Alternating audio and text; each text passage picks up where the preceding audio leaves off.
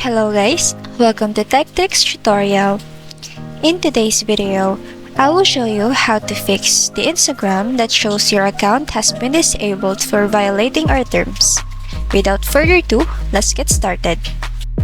Now, if your Instagram app showed this message, the first thing you're gonna need to do is open your Chrome and just simply search Instagram disabled account.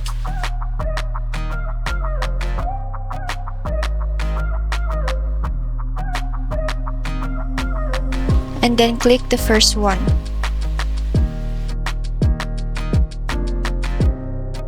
And now, just take your time reading that, and after you read that, just click the visit this page. And now select my account was disabled, then proceed. And then select your reason and proceed. And now click the no option and select other. And after that, state your reason. For example, it was a false deactivation, please bring back my account, and then put your username and then submit.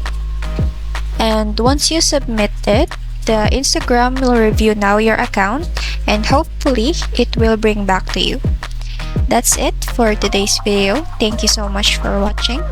Don't forget to like, comment, share, and subscribe.